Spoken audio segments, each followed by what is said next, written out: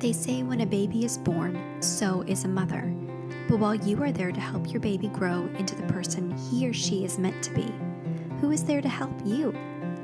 Many women feel lost and alone when they become mothers, wondering, who am I now?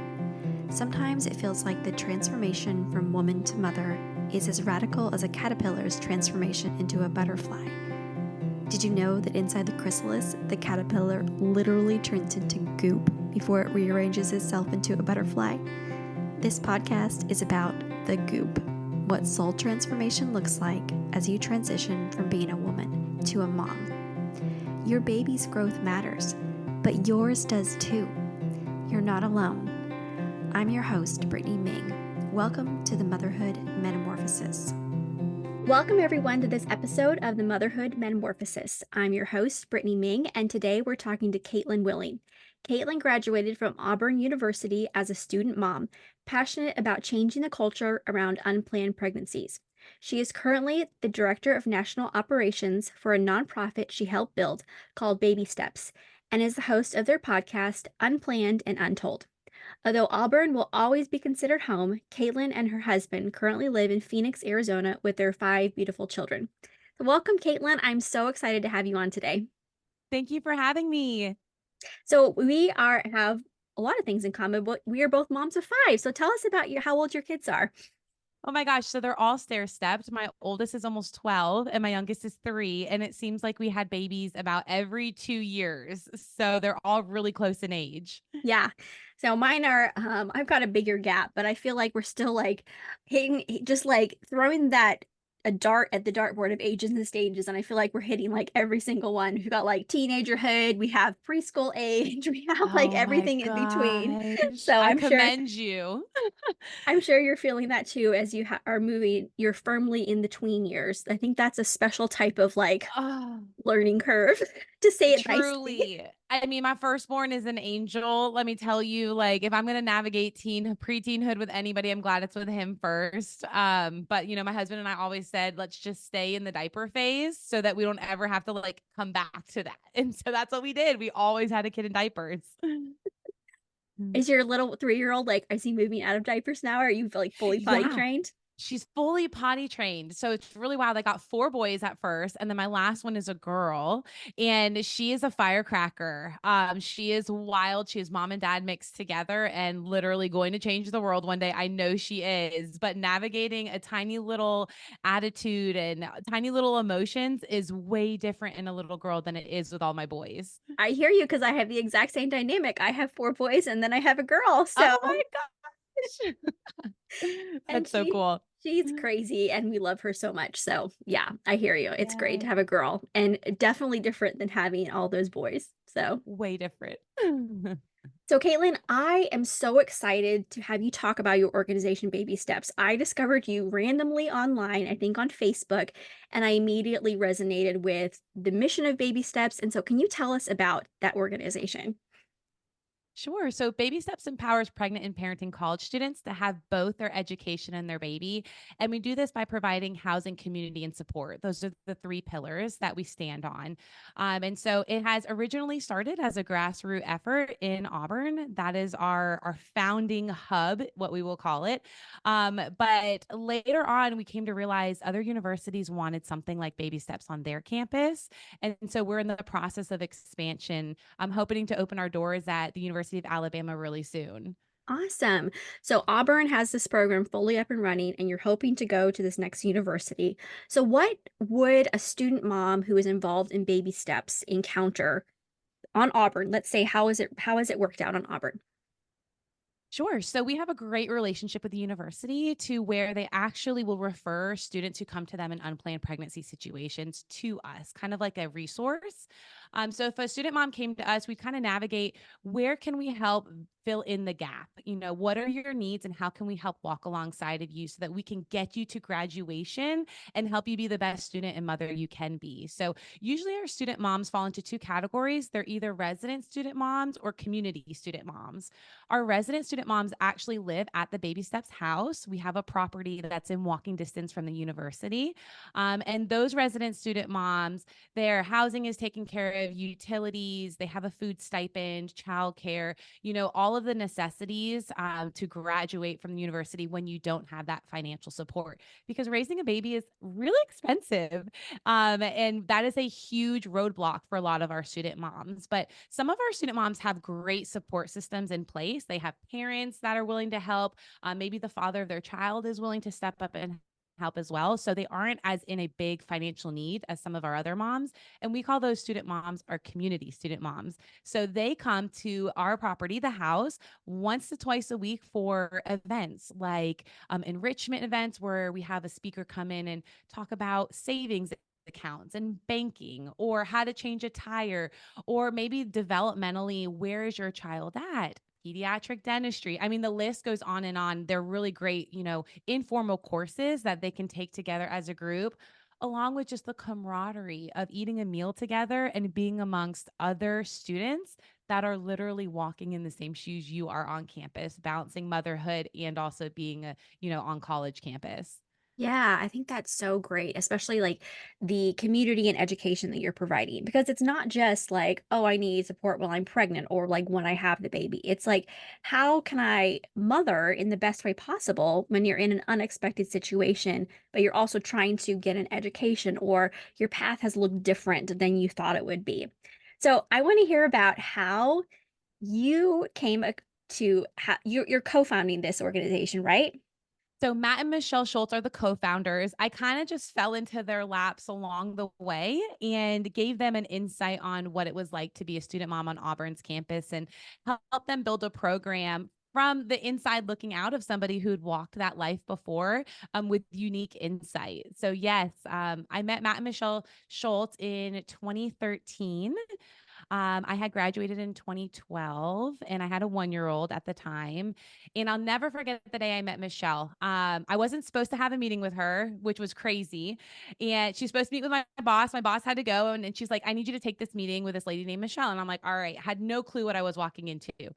And she, sat across from me and she said, listen, I was a junior at Auburn when I found out I was pregnant, and there weren't any resources. So I didn't think I could stay in school and, have this child at the same time. So we decided to terminate that pregnancy. And ever since then, I always felt like there was this gap for resources on Auburn's campus for this population of students that are really overseen, overlooked and underserved. And so she's telling me about this idea of, is there a need for a resource on Auburn's campus? Do you see pregnant college students from Auburn at this pregnancy resource center? And could they use help like housing, community resources? And I just start crying because she didn't know this, but that was my story. I was a junior at Auburn when I found out I was pregnant, and I didn't have any resources. It actually was really crazy because my parents pulled all financial support. I see where they were coming from at the time. It's very scary when you find out your daughter is in an unplanned pregnancy and then you find out that she's going to be navigating it without the child, the father of the child. And I think they wanted what in their mind, what was best for me. And so they kind of pushed a little bit for me to make a certain decision to just stay in school and not be a mom at the same time. But that's not the road I chose. I am a stubborn firecracker. Just like your And if daughter. you, yes, I wonder where she gets it from. So if you tell me I can't do something, I'm pretty sure I'm going to show you that I can do it. And I decided, you know what? I do want to keep my baby. I want to stay in school. I don't want to drop out. I'm going to try to do both. And so I navigated it all on my own and realized really quickly that there were no resources and the university truly had no idea what to do with me. So meeting Michelle and her sharing her heart and her husband's heart for starting an organization like this on Auburn's campus, I mean, it captured me right then and there. Mm, I love that story. And I just feel for you and for her so much because that is not an uncommon story, but it is not a story that's told. Correct. I think there are so many young women who have unplanned pregnancies in college, and there's different outcomes. You can terminate, you drop out of college, and the very rare story is that you continue to go to school while going through your pregnancy, giving birth, and raising a child. And that is so hard. And whether you have a partner or you don't have a partner at that time. So, yeah, I think that what you are doing, what Michelle is doing is so needed in changing that narrative that women with the right support do not have to give up on their goals and dreams or their desire to be a mother in a circumstance that may not be quote unquote ideal. Absolutely. I mean, statistically, we started digging into this because I was like, surely we are not the only women that have gotten pregnant Only on two. Auburn's You're the campus. only two women ever. Like, where are these women? You know what I mean? And even when I was walking around campus, 9 months pregnant, I never saw another pregnant girl. And it wasn't because they didn't exist, because they do exist. Unplanned pregnancies are still an epidemic in the United States. And the more research you do, you realize the main age group is between 18 and 29. Those are your college girls right there. So, really, what is happening here? Kind of like you said, you've got three choices. You can place a baby for adoption, you can have an abortion, you can choose to parent. But how many of those women feel like they can still stay in school and get their degree if they want to parent when there aren't any resources? I mean, I just can't imagine what the numbers are. This is a very hard statistic to track because when they drop out of school, they're not telling their professors that I'm pregnant. This is why I'm dropping out or why I'm moving home. And so it's been really hard to find statistics on this certain population. Yeah, I think that there's still so much shame. Yes. Like I've been watching Call the Midwife. I don't know if you've heard of that Yes, show. it's my favorite It's my show. favorite too. It's set in the 50s and 60s in England, and there are so many unwed. There's also so many storylines for young mothers, and then they get married like immediately, or they have very Yes. hard storylines for what happens to a mother who doesn't have the option to get married or Yes. choices. And there is so much shame back in the 50s and 60s for having an unplanned pregnancy, but that has not disappeared just because we're in the 21st century. And I think that they're changing that narrative of saying, okay, this may not be what you planned. This may not be what your 5 year like projection was for your future if you are an ambitious young woman. But hey, like you are not alone. And I think that's what Baby Yes. Steps is telling these young women is that you're not alone. Yes, you nailed it right on the head. It is still a very taboo topic for some reason. I mean, it's 2024. We are talking about all sorts of things in the news and on college campuses, but yet we are still not talking about this group of women who have unplanned pregnancies and fall into that stigma. And we want to change the narrative at Baby Steps. You know, with our podcast, we give women a voice and a platform to share their unplanned pregnancy stories so that we can start talking about it. People can realize, you know, this is actually an issue and we need to bridge the gap between this community and finishing their college degree. Yeah. So I'm super passionate about this because I was a mom who had an unplanned pregnancy in college. I was at a Christian university, very conservative, and I got married my junior after the summer after my junior year. And Wow. I was almost like done with college. I only had like two classes left, but it had to like be continue to be spread out because they were like 300, 400 level classes and they ended up being Right. scheduled at the same time. So I had to keep like pushing that semester. Yes. And I remember my very young husband and I, we had this whole like, when do we want to have kids? Like that conversation. And we were like 3 years. And the next month I got pregnant. Oh And my I remember gosh. I was taking this statistics class and I had this test that day. And so in my head, it was like, study for the test, take a pregnancy test. Oh Study my for the God. statistic test, take a pregnancy test. And when you think you're pregnant, that is the only thing you can think about. That's It right. is the only thing. You're like Googling all your symptoms. You're like, I think I'm pregnant. I think I'm pregnant. And then Yeah. you're like willing your period to come, but you're like, Yeah. no, I think I'm pregnant. And then I'm like, oh my gosh, I just have to test because I have to know. Yeah. And so I told myself, you're not going to take the test until after you do your statistic test. Did that happen? No, I had to like take the test like that morning. And so I take the test. It's positive.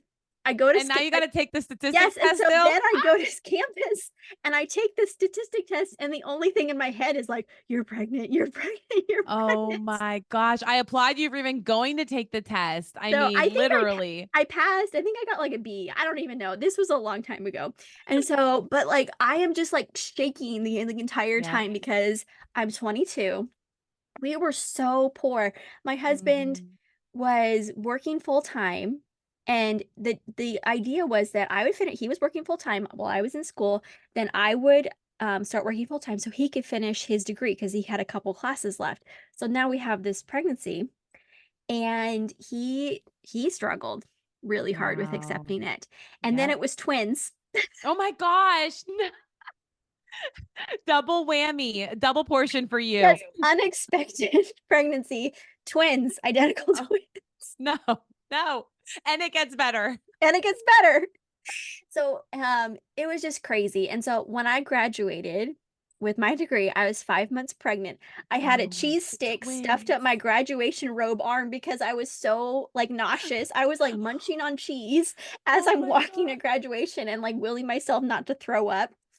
I just had so much sickness. I think my most horrible memory of being pregnant for that last semester was being in the computer lab and trying to write a paper and then realizing you have to leave. You're gonna just like barf all over this computer Yes. lab.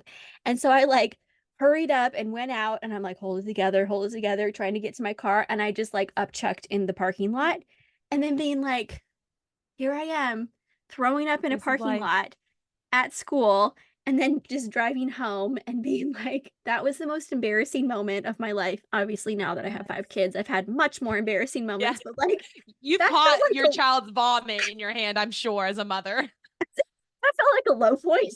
Right. And then walking around campus with a pregnant belly, just being stared at constantly. And then people like looking at your left hand. Like you could Yes. just tell like those Yeah. looks.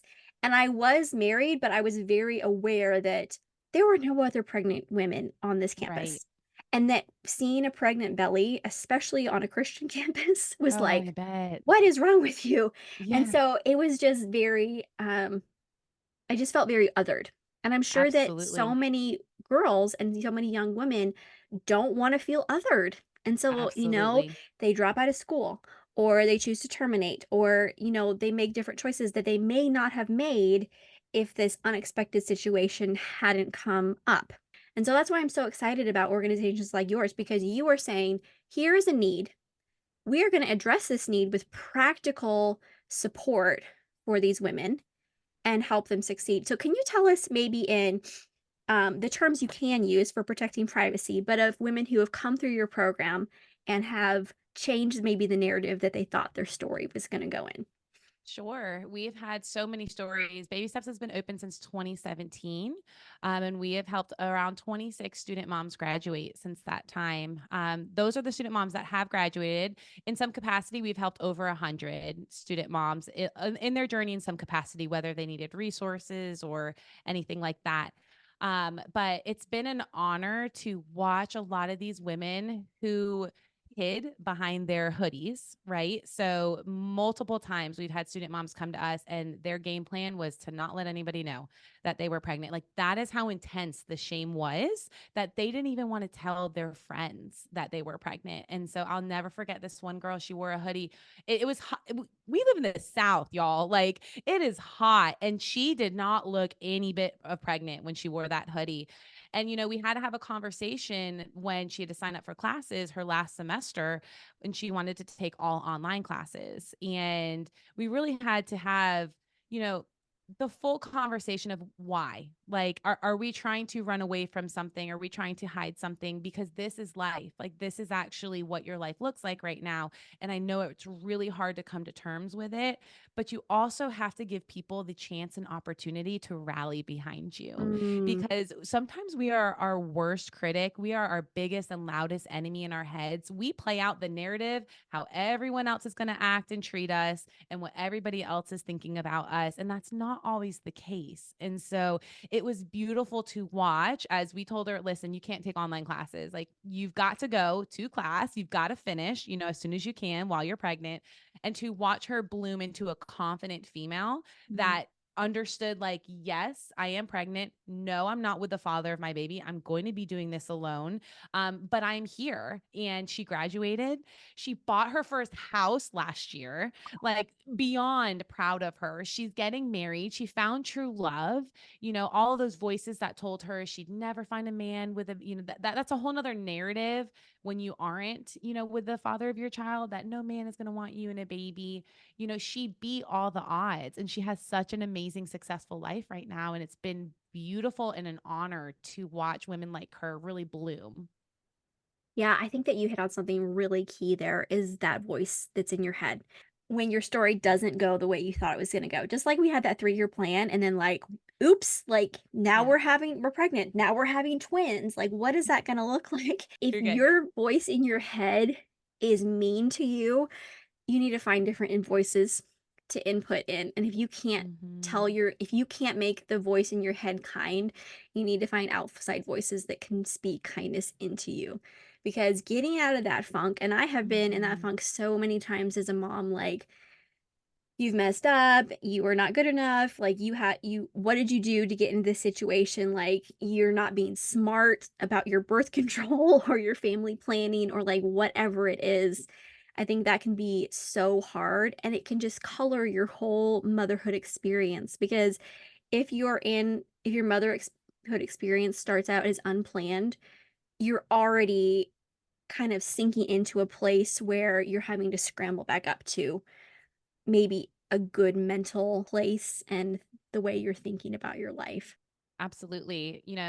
One of the biggest fear factors I had outside of telling my parents was telling my peers what was going on. And especially telling my friends that were within the church community because we knew what we were and we're not supposed to be doing. And so how were they going to take me having stepped outside of an umbrella that they thought I was walking underneath?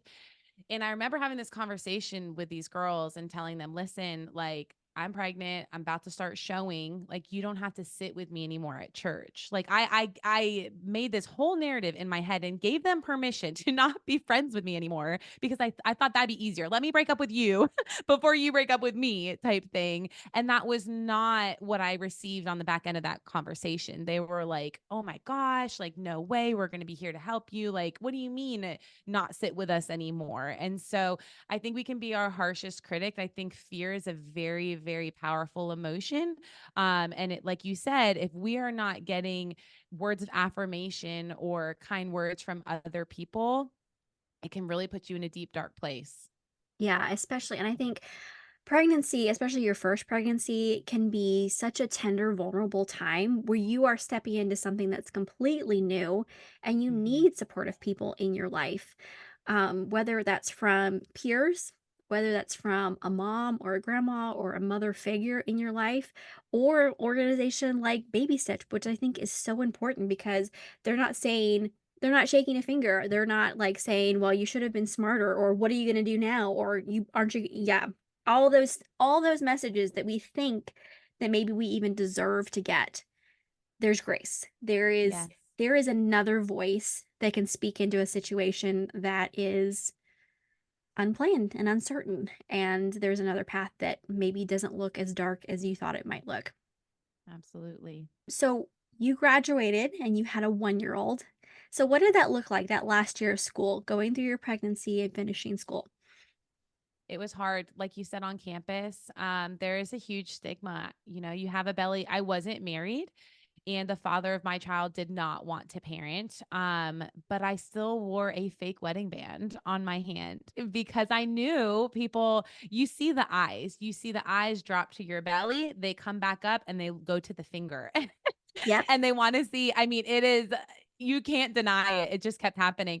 And so I slid on like a band on my ring finger and hoped, nobody would ask questions past that. But I was really, really embarrassed, to be completely honest, especially with my professors. I had some professors who were really great, but a lot of professors that didn't know how to give me the resources that I needed.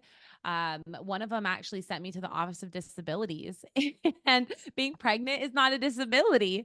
And so that was not an amazing experience, but the university really did not have any protocol in place for students who wanted to stay in class and parent. But when I first found out I was pregnant, I withdrew. I stopped going to my classes. I was in a very dark place. I just stayed in my apartment, didn't tell my roommates what was going on, just totally withdrew from the world because, not having the support of my parents, not having the support from the child's father, I really didn't know like how I was going to make this happen. So it was a really dark time in my life, but when I finally mustered up the courage to go back to my classes, I was sent to like the dean's office, and I met this woman named Dr. Hubbard, Susan Hubbard, and she changed my outlook on what it would look like to finish school. Because I hadn't attended my classes, my grades obviously slipped because of assignments not being turned in and exams not being taken. And she fought tooth and nail for me to have a medical withdrawal from those classes so that my grades could stay exactly where they were and I could pick right back up where I had left off. And she really fought for me and was one of the first people to encourage me along my walk and tell me you can do it, checking in. Did you go to class today? I know it's 110 degrees out and you've got a big belly and you're walking miles, but you can do this. And she's forever on the Christmas card list till the day I die. She really has changed the way that I finished school. Honestly, I don't think I would have graduated without her. Oh, I love that story. And it's just like that one person who can believe in you that can make a difference. I have an opposite story to tell just to give a contrast to how people are Mhm. not supportive. Yep. This was later in my so I had my boys after I graduated, my twin boys, and then a year and a half later, my plan was always to go to grad school. I had a degree in English. I was going to either get a master's in teaching or I ended up getting a master's in English. So I went back to school when they were 18 months old and I went through my thesis and, I had these little boys and I graduated with my master's degree when they were 3. And then I started working. I was teaching at the university. And then we as a family decided, okay, like maybe we want to have another kid. And oops, we had another like there it is. It Oh seems my like God. my life story having 5 kids. We're like, oops, we're pregnant again. You sneeze and get pregnant. You're like Yeah. me. Yeah. So I remember going back to my thesis chair, and she had been so encouraging to me when I was writing my thesis and just asking me, like, when are you going to get your PhD? I will write you a recommendation letter to any school in the country. Like, when are you going to get your PhD? And I was teaching, and I remember going to her office, and I said I was pregnant again, or I think she noticed I was pregnant, and she was like, "Are you pregnant again?" And it was just this tone of like, Yeah. you're wasting your life being a Mhm. mom. Mhm. And like, I thought you were smarter than that. And I thought you were better than that. I thought you had goals. And so even though I had been married for like 5 years at this point, this is going to be my third child. I just felt so let down by a woman that I wished would have supported me in Mhm. she supported me in my academic goals, but she was not supporting me as a mom.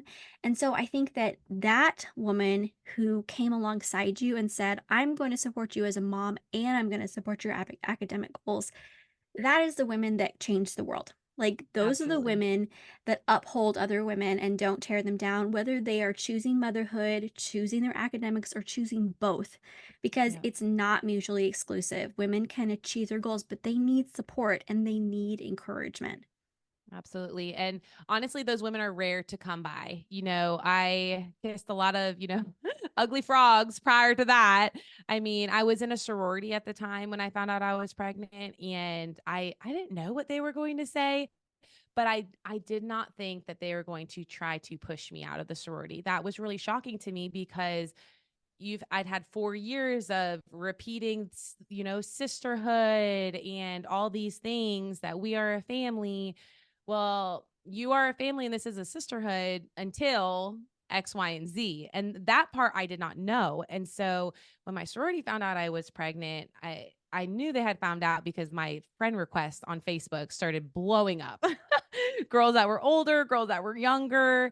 And then I had gotten an email basically saying, "Hey, you forgot to sign this form. So you have been kicked out of the sorority. Like your membership has been extinguished." And I was just like, wait, that's just not how sororities work. Usually when you don't sign something, you get fined for it. I was like shocked. And so I went and had a meeting with the woman who is in charge of our sorority. And she looked me dead in the eyes and said, "You made certain decisions and certain choices that put you in this situation, and we don't stand behind those decisions." And I just was like rocked to my core because I wasn't expecting that. I wasn't expecting to lose an entire friend group because I had been the one that had gotten caught essentially in having sex outside of marriage. Because now that I'm removed from it, I've had actually multiple women DM me and tell me, listen, we heard your story. I got pregnant too, but I chose abortion.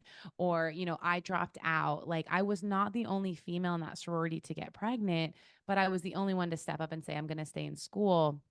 So I can totally relate to that the experience of people being scared and what's coming out of their mouth out of fear isn't always the best thing or the right thing to say. Mm-hmm.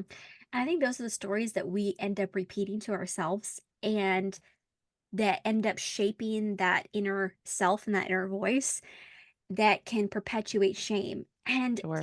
you talk about sorority being like this sisterhood of like women, like these strong women who are always behind you. But I think women are the ones who forget like a huge part of being a woman is understanding and embracing your fertility in whatever your fertility Mm-hmm. story brings.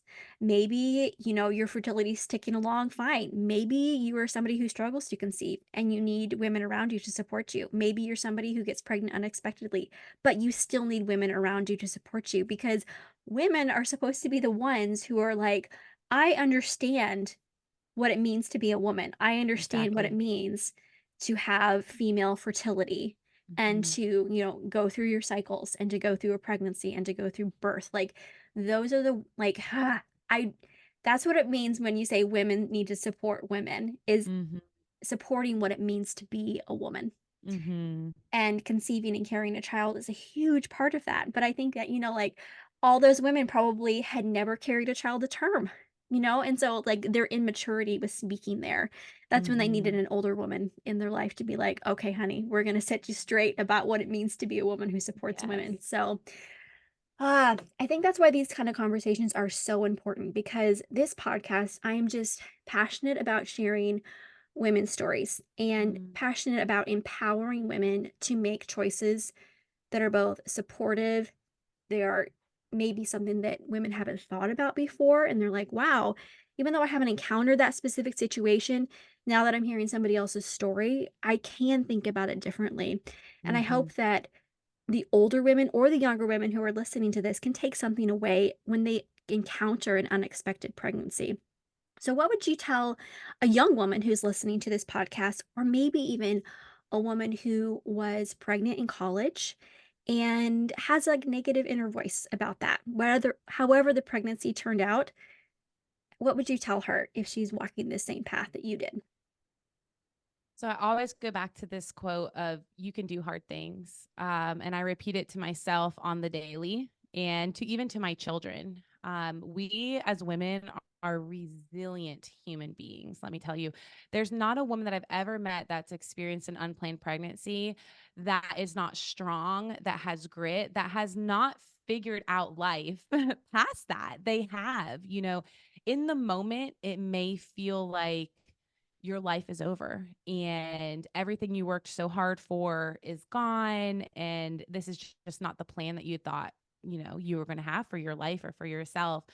But to embrace the mess is such a beautiful thing because that season of my life shaped me into who I am today. That season where I was very selfish, living for myself, all the things turned me into a completely different female on the other end of it. I had to care for a human being. I had to put somebody else before me. I had to make ends meet.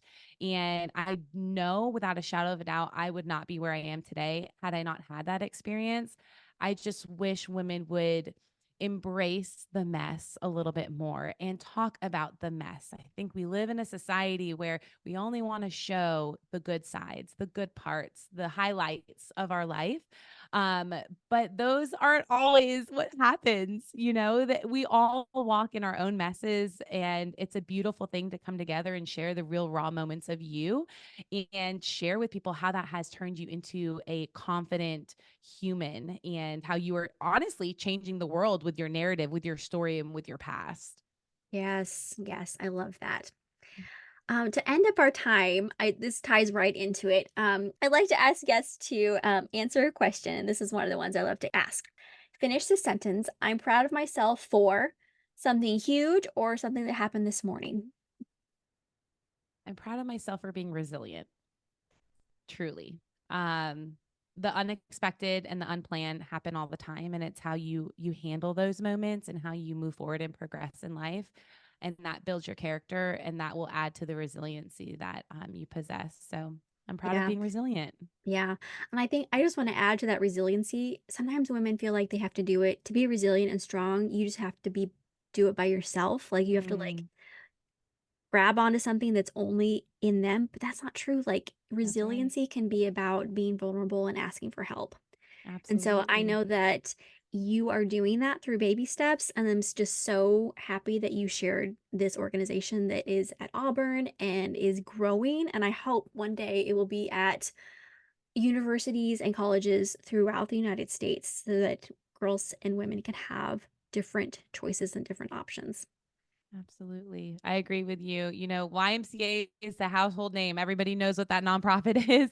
And it's our hope that Baby Steps will be the same way. We really want to create a culture of empowerment that changes the way that universities, communities, and society as a whole are able to respond to unplanned pregnancies, but then support these women who are walking through the unplanned pregnancy. Where can we find baby steps online? So it's really easy, babysteps.org. You'll be able to find our national page. And from there, you can find the different hubs that we're currently working with. Like I said, the University of Alabama, also the University of Central Florida. And then you'll also see other universities that have reached out that, you know, we're in the talks with, hopefully being able to bring a hub to college communities across the nation sometime soon. That's great. Well, Kaitlyn, I'm so happy to have you on today. Thank you for telling your story and for telling us about baby steps. Thank you so much for having me, Brittany. Thank you so much for listening to this episode of the Motherhood Metamorphosis. If you've enjoyed this episode, please hit the thumbs up and subscribe to this channel so you never miss an episode. Next, tell your friends. Podcasts are a slow growth type of social media, so promo works best when it's from person to person. If you know another mom who's in the goop right now, send her a text of encouragement and the link to the episode that is speaking to your heart right now. If you have a story about your own matrescence, the physical, emotional, hormonal, and social transition that occurs when someone becomes a mother, please leave a comment below. I want this channel to be a place where women can build community about the challenges and joys of their own motherhood metamorphosis. Thank you so much for listening today.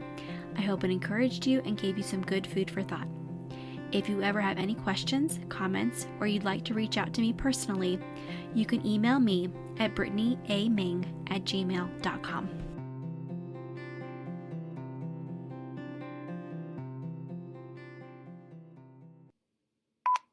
And I think that, oh, here, I'm going to have a visitor. You're really fine. quick. Hey, babe, what's up? Oh. You needed to, do you want to say hi to Miss Kaitlyn? Hi. Hi. All right. Okay, hope, And get Hope. off. And our puppy's in here too. Everybody has to come visit mommy. Okay, hang on. Yeah. Oh, honey, the iPad is freezing up. I'm sorry. Do you want to play on my It's phone the for a little bit? worst. Yay. Okay. All right. I'll be right back. You're totally fine. I don't know if you've listened to very many of the episodes, but I usually have a blooper reel at the end, and they're like 95% of Grace coming in and talking to me. Yeah. I have a little one at home with me too. I have two. I have one. My oldest has pink eye today, and I'm like, oh, I'm like, boy, do not wash your hands and don't touch anything. But my little one, he comes in all the time too. I give him the finger. I'm like, I know. I think that's just the occupational hazard of being like a mom podcaster. yes, yes. Okay, we're gonna get back on track.